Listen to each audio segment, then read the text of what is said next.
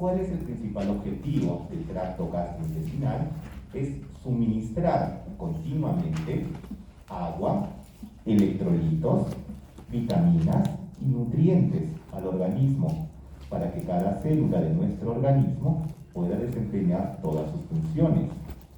Para poder cumplir este objetivo, el tubo gastrointestinal tiene que cumplir las siguientes funciones. Tiene que tener una motilidad adecuada, secreción de enzimas, digestión, absorción, circulación y una regulación o control local, nervioso y hormonal. Desde el punto de vista anatómico, ustedes ya conocen cómo es el tracto gastrointestinal. Comenzamos por la boca, pasamos a la faringe, el esófago, el estómago, el intestino delgado, el intestino grueso, el recto y el ano. Y además tenemos las glándulas anexas, las glándulas salivales, el hígado, el páncreas, la vesícula biliar. Todos cumplen un rol no solamente en uno de estos requisitos, sino en la interrelación de varios de estos. Vamos a comenzar por el más sencillo, que es la circulación o flujo sanguíneo. Esto ya lo conocen desde el punto de vista anatómico, ya lo han visto en anatomía. Vamos a hacer hincapié a algunas particularidades de la circulación del tubo gastrointestinal. Tiene un nombre especial, se le denomina circulación esplácnica. Esta incluye el flujo del intestino, del vaso y del páncreas hacia el hígado por una vena que se llama la vena porta. La vena porta ingresa, se va ramificando hasta llegar a pasar por los sinusoides hepáticos. A este nivel entra en contacto con un sistema que ya han visto en la unidad de celular inmunología con el doctor Vizcarra, que es el sistema retículo endotelial. Las células de Kupffer, los hepatocitos, que se encargan, por decirlo así, de filtrar la sangre, porque todo lo que ingrese por nuestra boca y sea absorbido por nuestro intestino, la gran mayoría va a pasar por este sistema y tiene que filtrarse para evitar que ingresen toxinas hacia el resto de nuestro organismo.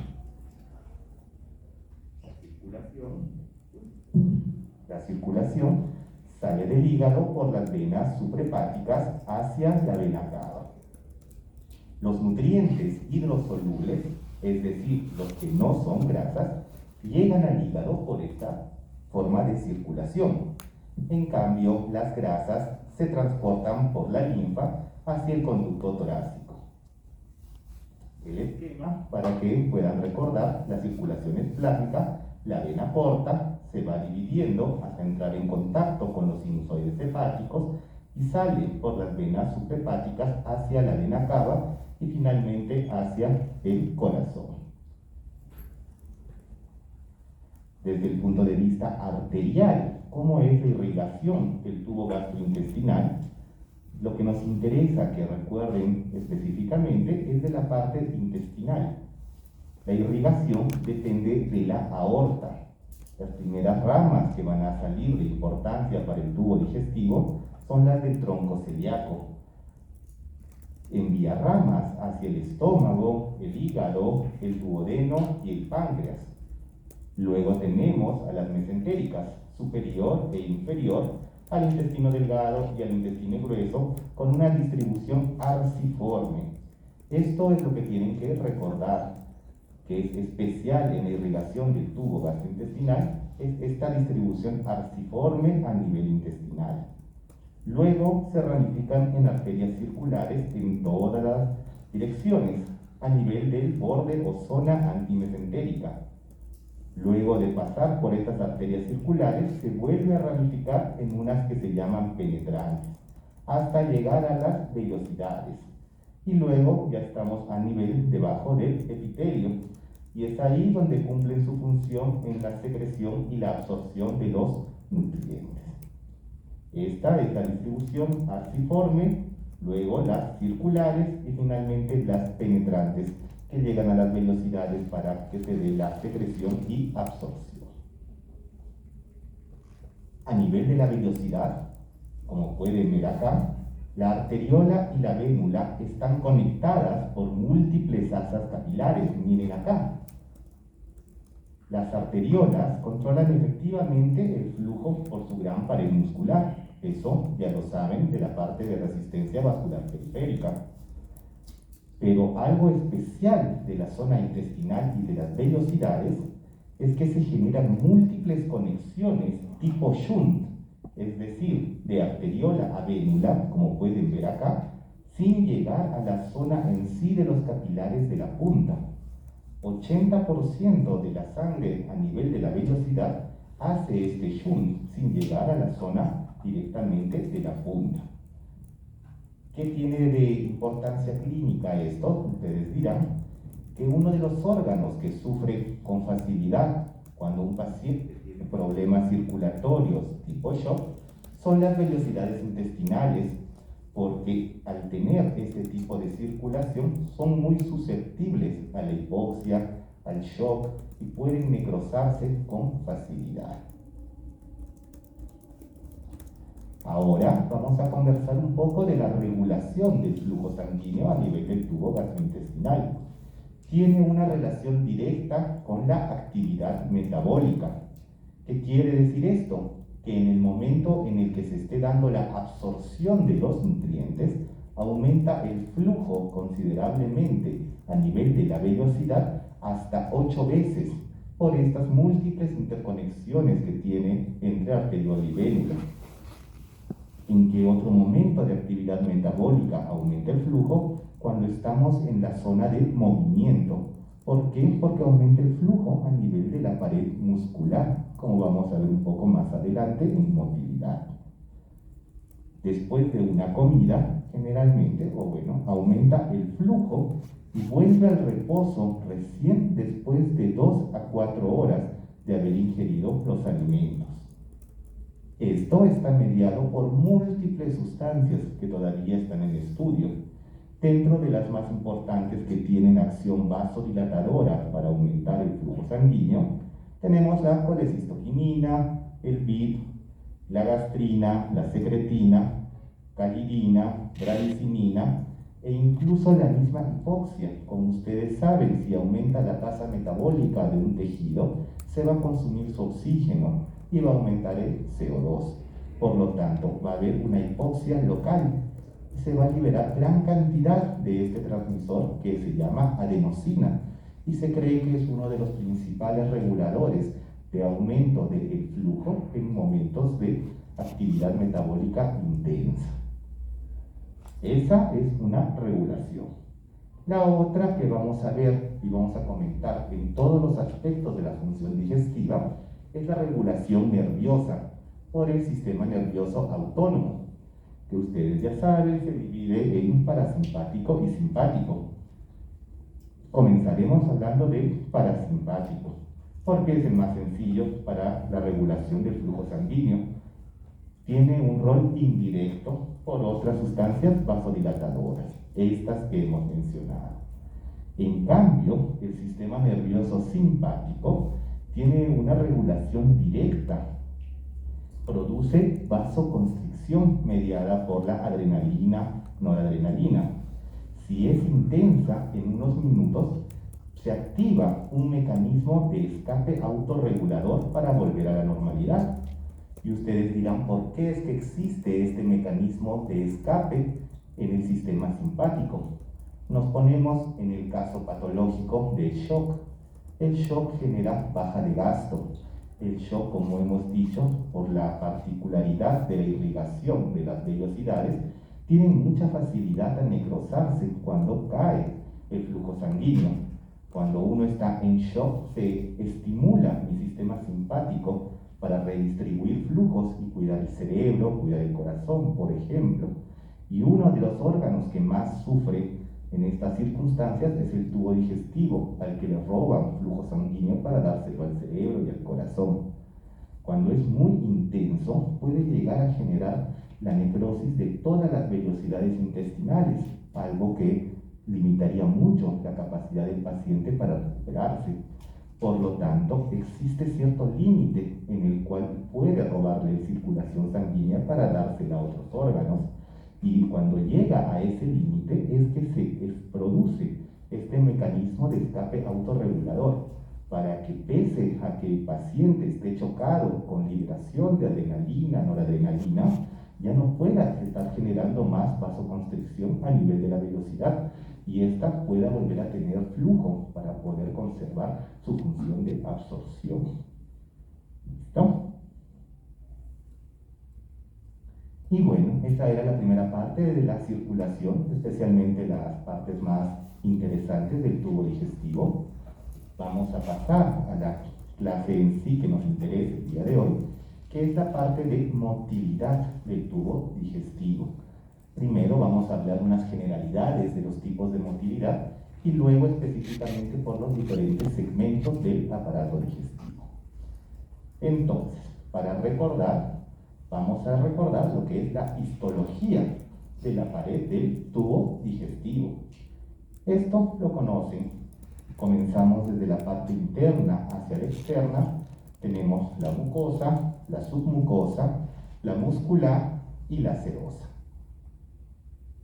Entre la mucosa y la submucosa tenemos también un tejido muscular más delgado con una función muy importante que es el tejido muscular de la mucosa, que tenemos que recordarlo para un poco más adelante.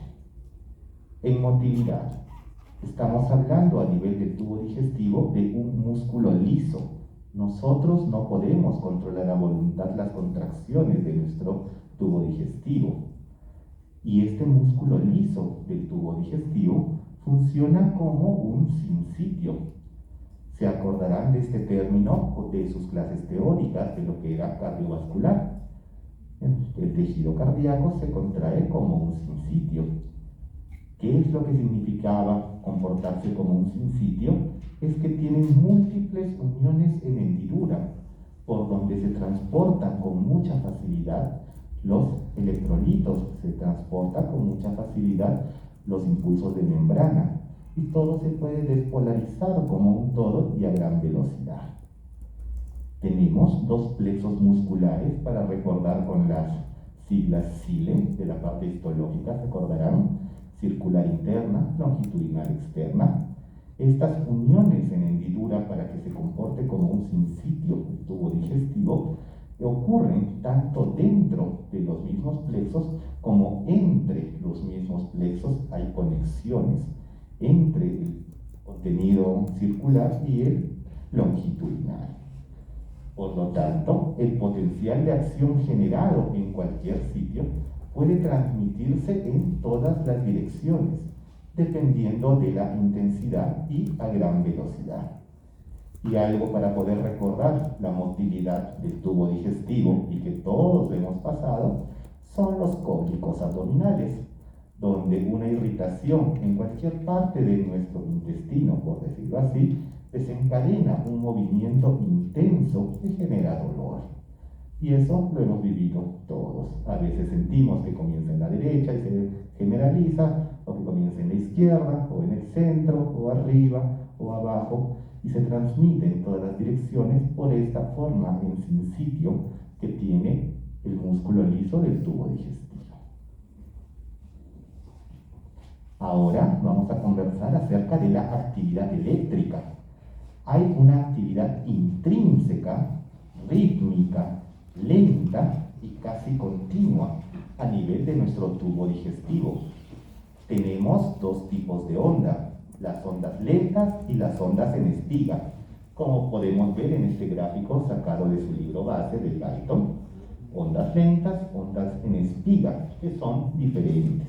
Vamos a comentar un poco más profundo más adelante.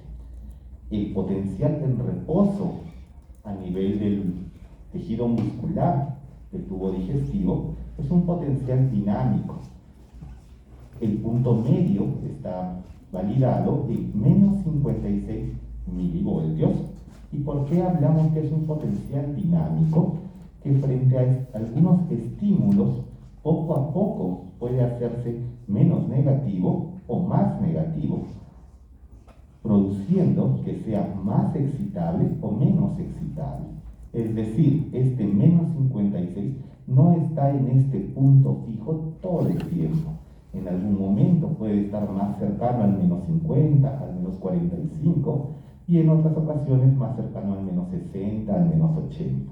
Es dinámico. ¿De qué depende esto? De los estímulos y cómo se vayan sumando hasta generar o pasar un punto de corte, que vamos a ver un poco más adelante, en el que se genera el verdadero potencial. ¿Cuáles son los estímulos que generan despolarización, es decir, lo hacen menos negativo? La distensión, la acetilcolina liberada por el sistema parasimpático y múltiples hormonas. Y las que lo hiperpolarizan, las simpáticas, noradrenalina y adrenalina. Incluso van a encontrar en su libro un término que se denomina motilidad tipo contracción tónica. Es un tipo de motilidad especial que al momento está en estudio. ¿Qué característica tiene o en qué difiere de la motilidad ya estudiada y conocida del tubo digestivo? Es que es una motilidad continua, a diferencia de esta que era casi continua. No está asociada a un ritmo, a diferencia de la conocida que es rítmica, y puede ser de diferente intensidad, solo que es continuo, es un movimiento continuo, un estado de contracción continua de todo el tubo digestivo, que está al momento en estudio. Lo más conocido es lo que vamos a comentar ahora, que es esta actividad rítmica, lenta y casi continua en ondas lentas y espiga. Comenzamos con estas, las ondas lentas, las que ven en esta parte del gráfico. Se producen simplemente por hacer cambios ondulantes del potencial de reposo. No son verdaderos potenciales de acción, y eso tienen que recordarlo. Pregunta siempre a los exámenes. No son potenciales de acción.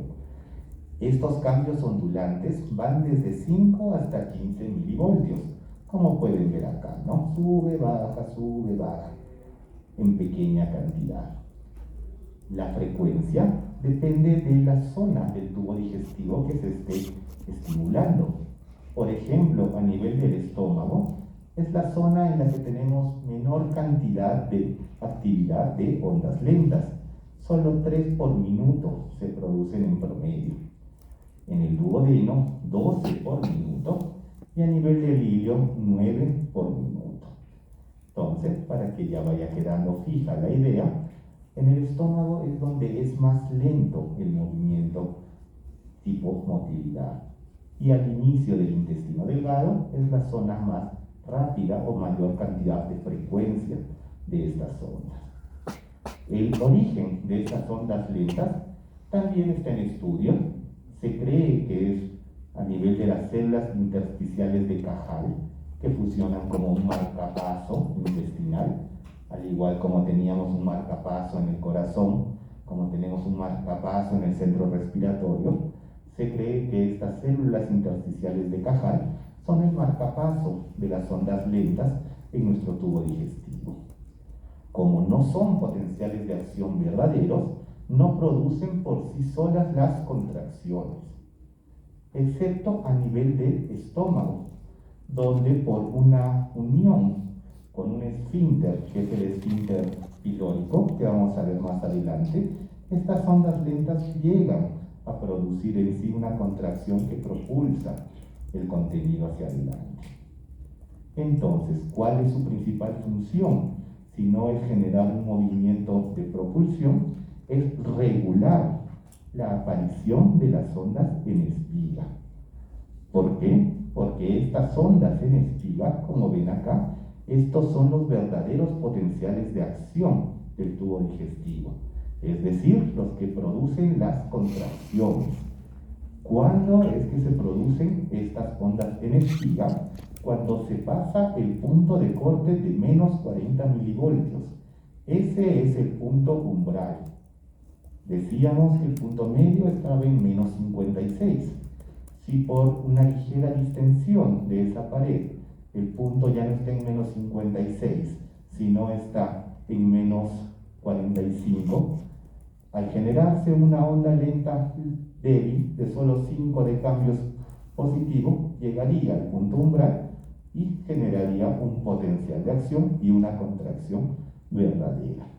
Entonces, así es como las ondas lentas controlan, regulan la aparición de las ondas en espiga, que son el verdadero potencial de acción y la verdadera contracción. Su periodicidad, al igual que las ondas lentas, es muy variable, no tan marcado como para poder decir en una zona es más que en otra, específicamente, es de 1 a 10 por segundo y depende especialmente de la onda lenta que lo regula. La duración del potencial de acción de las contracciones del tubo digestivo es larga, a diferencia de las que ya conocen de la parte nerviosa, que es un potencial de acción corto. Este potencial de acción es largo, muy similar al del tejido cardíaco, que tiene su zona de meseta, que recordarán.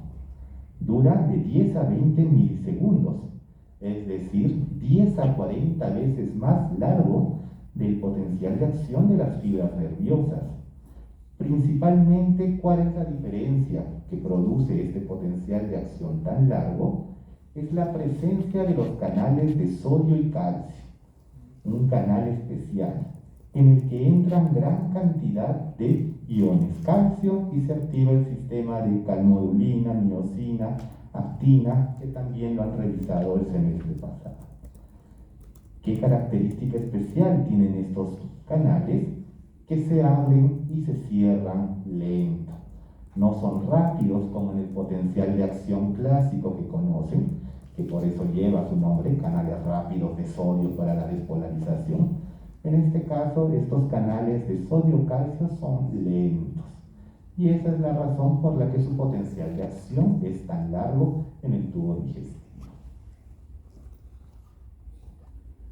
Muy bien, ahora vamos a conversar acerca del sistema nervioso entérico. ¿Qué quiere decir esto? Que el tubo digestivo tiene su propio sistema nervioso, que va desde el esófago hasta el ano.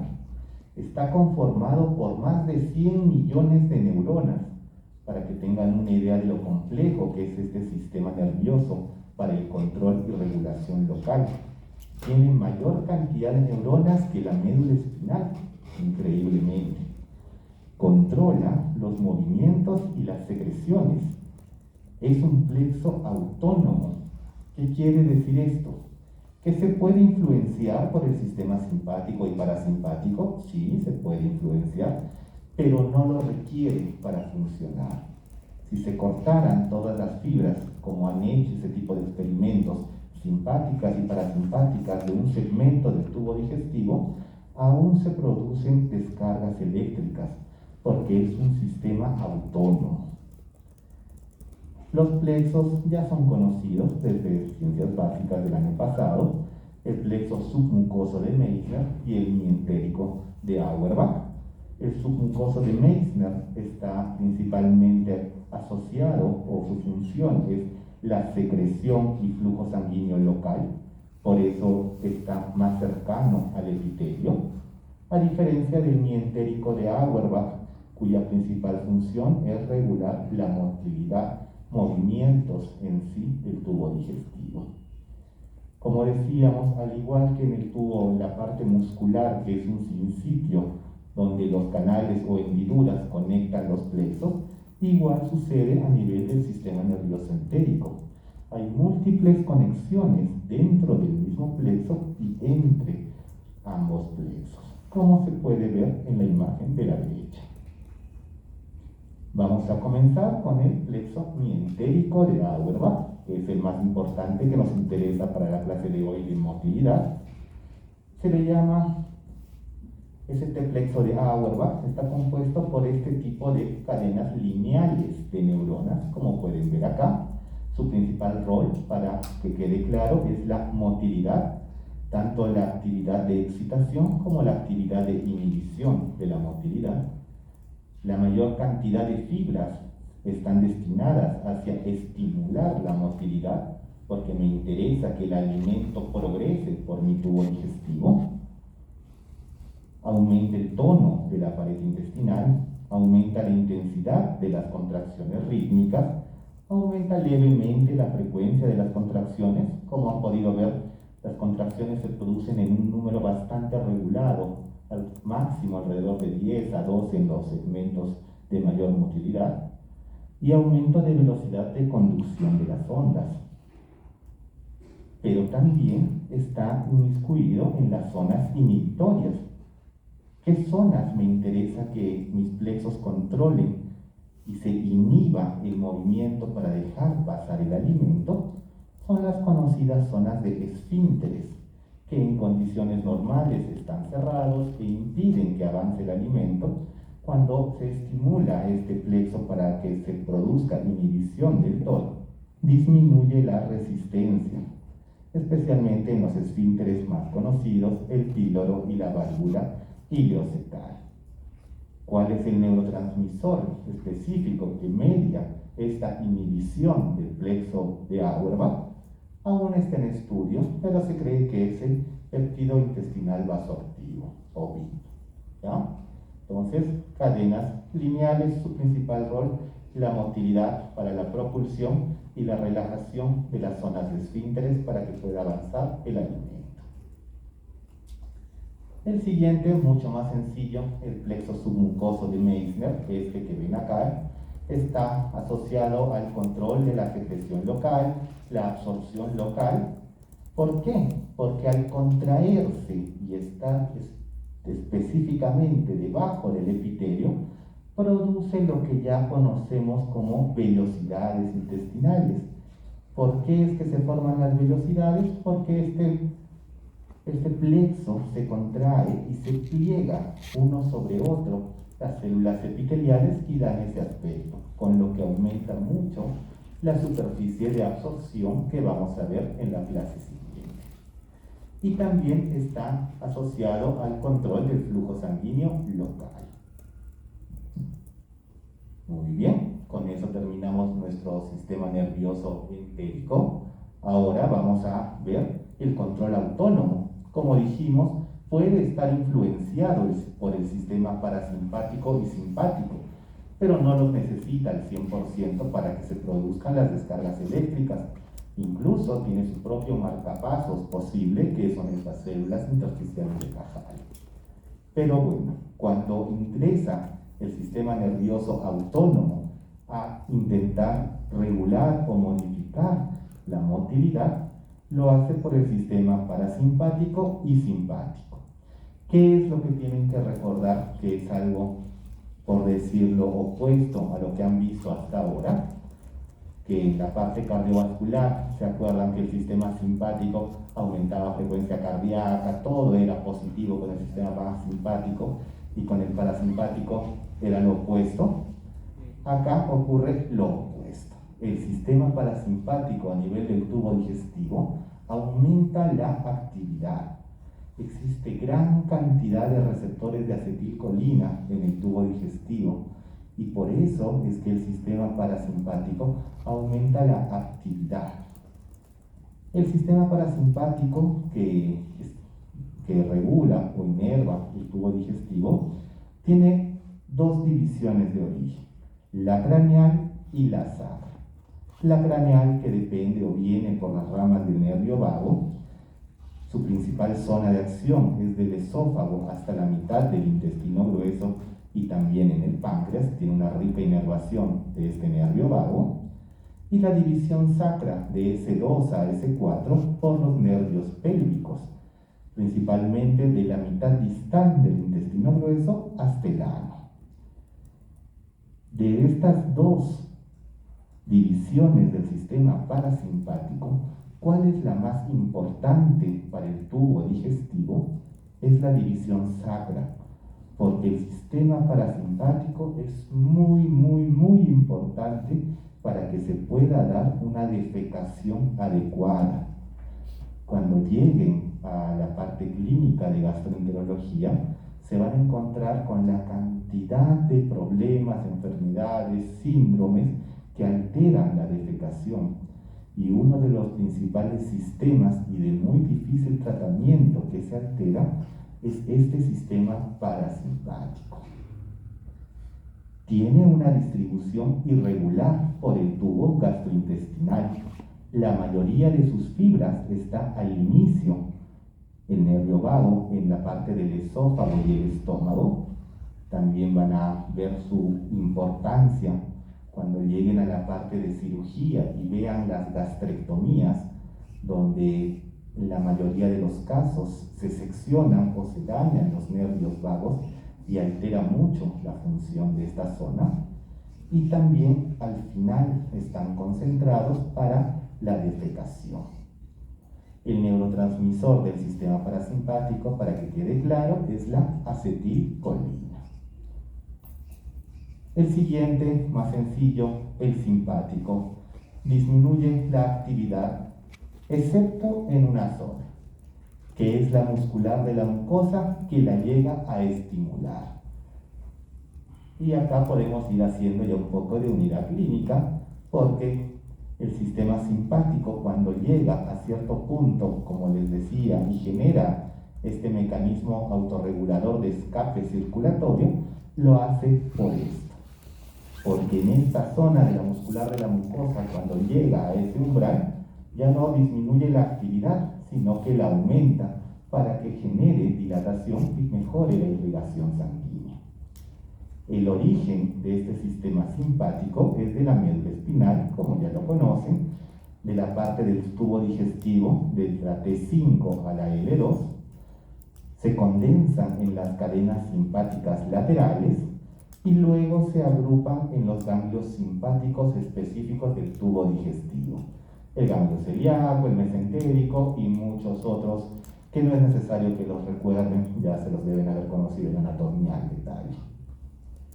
Lo que sí tienen que recordar es que la inervación simpática del tubo digestivo tiene una distribución regular, es decir, todas las zonas componentes anatómicos del tubo digestivo reciben una inervación simpática muy similar, a diferencia del parasimpático que les dije que estaba más concentrado en la parte inicial de esófago y estómago y en la parte final de recto ano.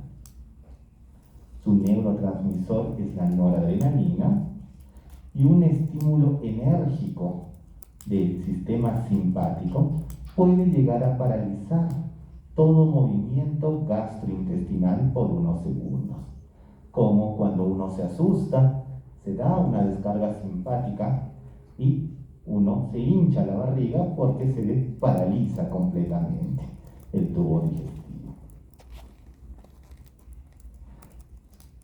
Ahora vamos a ver la parte más inferior de este gráfico, que son las fibras sensitivas aferentes.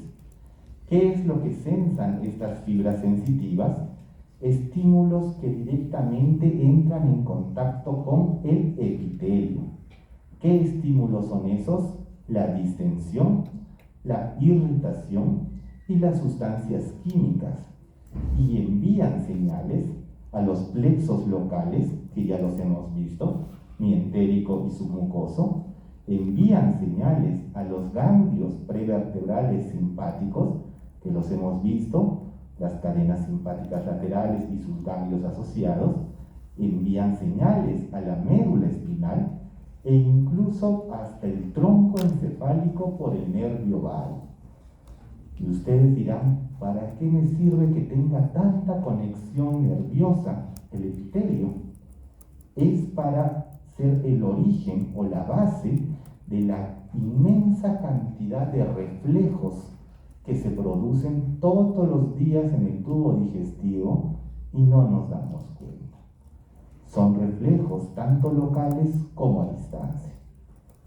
Si yo les dijera que el duodeno puede regular al estómago, uno podría decir, sí, puede ser, está uno pegadito al costado del otro, pueden influenciarse. Pero que yo les diga que un estímulo del estómago puede regular al ileo, ya sería un poco más jalar los pelos porque está más lejos. O que el estómago pueda regular a la defecación, peor aún, ¿no? ¿Cómo es que se producen todas estas regulaciones? Son por estos arcos reflejos por estas conexiones que nacen a nivel del epitelio gastrointestinal. Entonces, en los reflejos tenemos tres tipos: los que se producen dentro de la pared, los que se producen de la pared a los ganglios prevertebrales simpáticos y los que se producen de la pared a la médula o al tronco encefálico. Los reflejos dentro de la pared son sencillos. Es regular lo que sería la secreción, el peristaltismo, la mezcla o la inhibición del movimiento. Control local, nada más que eso. Reflejos de la pared a los ganglios prevertebrales. Ejemplo de estos reflejos tenemos el reflejo gastrocólico, que es cuando llega alimento al estómago, se produce la evacuación del colon. Si alguno tiene bebés o ha tenido contacto con bebés, se darán cuenta que cuando son muy pequeños, cada vez que comen, hacen popó. Y esto se produce por este reflejo que está hiperestimulado, que es el gastrocólico. Conforme uno va creciendo y va modulando los reflejos desde el punto de vista social, que no sería adecuado comer e ir al baño en el mismo momento, es que uno puede llegar a regular este reflejo gastrocólico, cosa que los bebés no pueden. Tenemos un reflejo que se llama el reflejo enterogástrico, que inhibe el movimiento y la secreción gástrica. Por ejemplo, así es como regula el duodeno la cantidad de contenido del estómago que le llega. Recuerden que el contenido del estómago es ácido y el estómago está específicamente diseñado para soportar la acidez. El intestino no. Por lo tanto, si el estómago decidiera en un punto, en un momento, no vaciar 1 o 2 mililitros al intestino, sino mandarle 100, 200 mililitros de ácido, obviamente lo dañaría. Por eso existen estos reflejos, para evitar estos daños por sustancias químicas. Otro reflejo es el colo ileal, que inhibe el vaciamiento del ilio hacia el colon.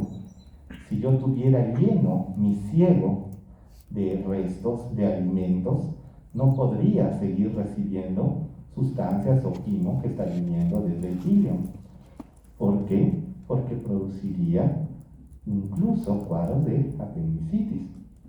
Por ejemplo, cuando un paciente tiene apendicitis, que lo van a ver en cirugía, por la irritación local, ustedes le piden una ecografía o un rayos X, que no son las pruebas adecuadas actualmente, pero uno mira gran apelotonamiento de asas intestinales en la fosa ilíaca derecha, o uno mira la placa de rayos X y mira una tremenda burbujota de gas que está acumulado justo en la fosa ilíaca derecha.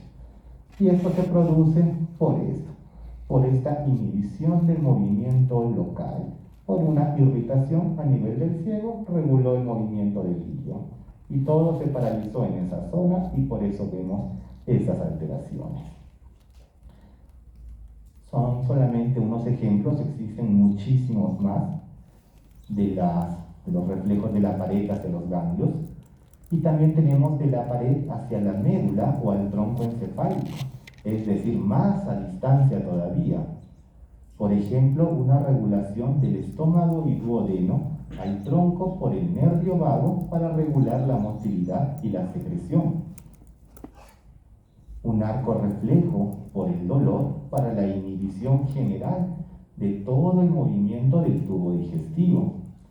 Y uno de los más complejos que los vamos a ver al final de la clase, que es el de la defecación, donde no solamente intervienen reflejos locales, reflejos en ganglios, sino también reflejos hasta el tronco, para que se pueda producir una defecación normal, algo que hacemos todos los días y que cuando se altera es muy difícil de tratar en los pacientes porque es un reflejo muy complejo.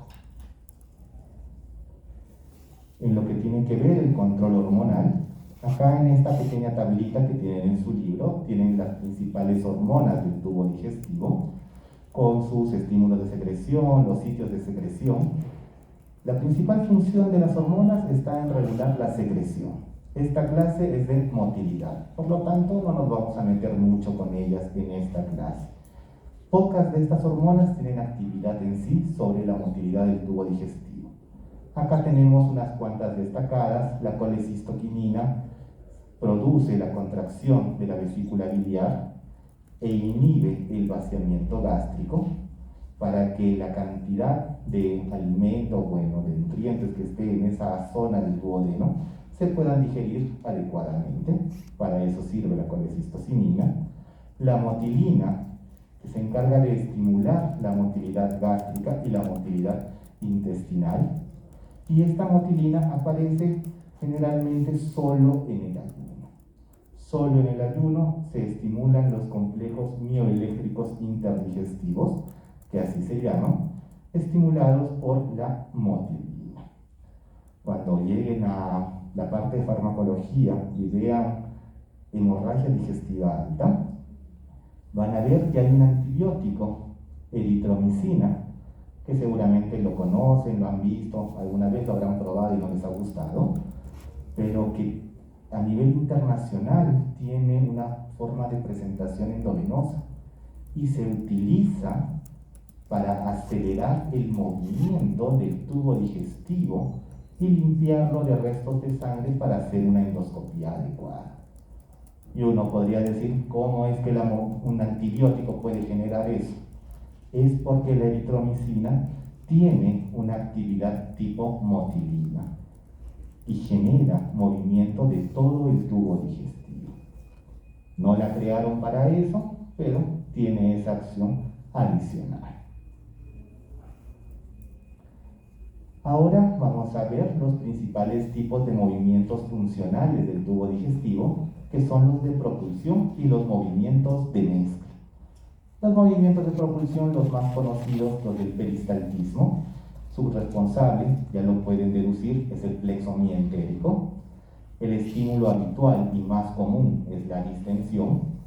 Otros estímulos, ya hemos dicho, los irritantes y el sistema nervioso parasimpático, que aumenta la actividad del tubo digestivo. Y acá vamos a conocer esta, que es la ley del intestino, que es juntar una contracción y una relajación. ¿Cómo es que se produce esto? Cuando yo ingiero un alimento, llega un trozo de quimo a lo que sería mi intestino, por ejemplo, se distiende esa zona localmente. Esto genera un reflejo dentro de la pared, un reflejo local. Produce que en la parte proximal de la distensión se genere un anillo de contracción. ¿Para qué? Para propulsar el alimento hacia adelante. Por eso los alimentos van en dirección oral-caudal, y no regresa por la formación de este anillo de contracción. Y en la zona posterior no se forma otro anillo, porque si no, no avanzaría nada, sino que se da una zona de relajación receptiva. Es decir, cuando se produce el anillo en la parte proximal, los siguientes centímetros distales, 5 a 10 centímetros o 2 o 3 centímetros, se relajan, cosa que puede propulsarse hacia adelante el contenido del intestino. Eso es la ley del intestino. Y el segundo tipo de movimientos son los movimientos de mezcla. Son contracciones locales de segmentación intermitentes, como pueden ver acá. Son anillos de contracción, por decirlo así, porque no son verdaderos anillos de contracción, porque son simplemente movimientos producidos por las ondas lentas, que se acuerdan que existen en el tubo digestivo, y producen esto, simplemente mezcla.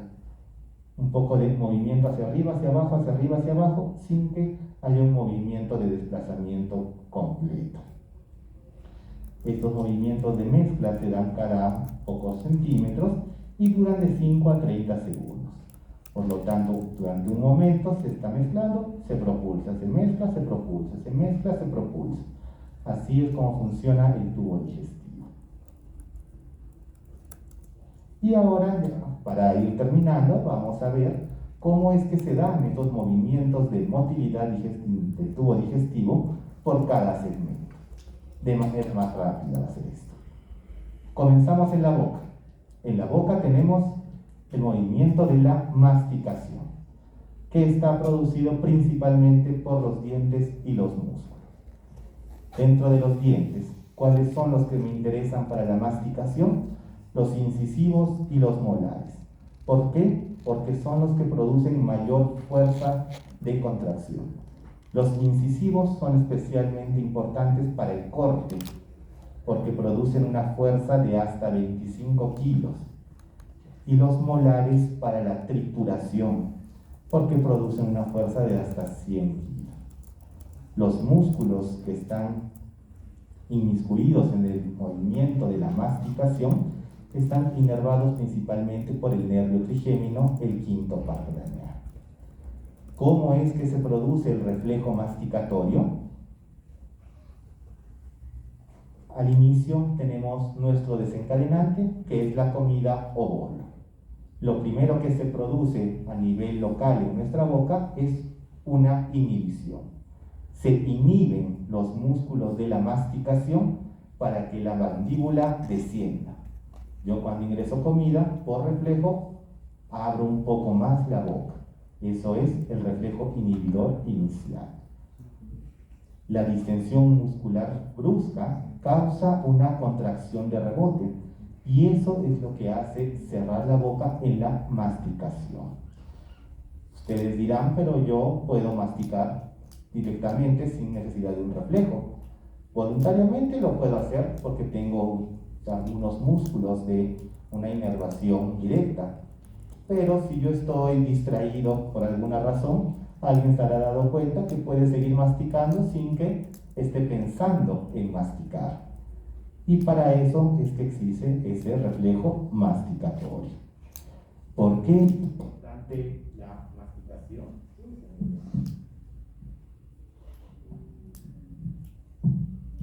A ver.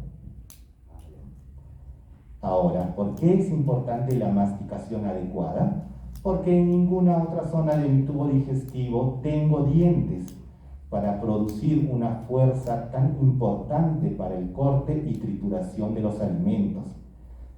Sí, tengo enzimas en el resto de mi tubo digestivo que van a romper los nutrientes, pero yo necesito una superficie de exposición adecuada para que estas enzimas puedan digerir los nutrientes. Es por eso que es muy importante el proceso de masticación, especialmente si tengo que digerir alimentos, nutrientes para los cuales no tengo las enzimas iniciales adecuadas, como en el caso de la celulosa. La celulosa es un carbohidrato complejo que se encuentra en la parte tipo recubierta externa de las frutas y vegetales. El ser humano durante la evolución ha perdido la enzima capaz de poder metabolizar esta celulosa. ¿Qué quiere decir esto? Que si yo trago una fruta, una verdura, sin masticarla, sin romper su pared de celulosa, en todo mi tubo digestivo no va a haber otra zona que la pueda romper. Y por eso es que si alguien traga una verdura, es común que la vea intactita saliendo por la deposición, porque no hubo ninguna enzima en todo el camino que fue capaz de romper su pared para poder extraer los nutrientes de su interior. Por eso es muy importante la masticación, especialmente de las frutas y verduras, porque no tenemos la enzima para poder degradar su pared de celulosa. El segundo proceso, luego de la masticación, es la deglución, que aunque parezca algo sencillo, simplemente pasar el alimento de la parte anterior de la boca hacia la parte posterior para que pase por gravedad hacia abajo, es un proceso muy complejo. ¿Por qué? Porque tengo otra zona por donde podría irse el alimento si es que no hubiera una adecuada interacción y regulación. Y es una zona muy peligrosa, la vía respiratoria. Si mi proceso de deglución está alterado, los alimentos que yo consumo pueden ir a la vía respiratoria, y un alimento en la vía respiratoria no se va a digerir, no se va a absorber, el cuerpo lo va a tomar como un objeto extraño, e incluso si era un alimento con irritantes puede producir una neumonitis química. La base para la gran cantidad de complicaciones de los pacientes que van a conocer hospitalizados que tienen problemas de deglución. Adultos mayores, personas con problemas cerebrales tipo accidentes cerebrovasculares, donde se altera su mecanismo de deglución, y algunas personas les dejan indicaciones de dietas normales, generan que se produzcan este tipo de complicaciones en la hospitalización. Todo por no tener en cuenta que su mecanismo de la deglución va a estar alterado. Tenemos dos fases, la fase voluntaria y la fase involuntaria. La fase voluntaria es la fase inicial, que simplemente es realizar una presión hacia atrás y hacia arriba por la lengua. ¿Para qué? Para que el bolo alimenticio, que ya lo mastiqué adecuadamente, pase hacia atrás. Y ahí termina mi fase voluntaria. Cuando el bolo llega al contacto con la faringe, yo ya no puedo regular nada, todo se realiza de manera involuntaria. En esta fase faríngea, el bolo estimula receptores de la deglución que están en esta zona, en la entrada de la faringe y a nivel de los pilares amigdalianos. Estas zonas altamente sensibles envían señales hacia el centro de la deglución. Otro centro más, sí, tenemos centro de todo en nuestro tronco encefálico. Envían señales hacia el centro de la deglución, que está principalmente ubicado a nivel del núcleo del tracto solitario por el nervio trigémino y el glosofaringeo. Una vez a nivel del centro de la deglución se sensa que está ingresando alimento, se envían señales efectoras por el par craneal 5, el par craneal 9, el par craneal 10, el par craneal 12 y nervios cervicales superiores. Como pueden ir viendo, son múltiples las fibras que tienen que interaccionar para un movimiento o una fase tan simple como es la deglución. Y este centro de la deglución envía señales directamente al centro respiratorio para poder frenarlo por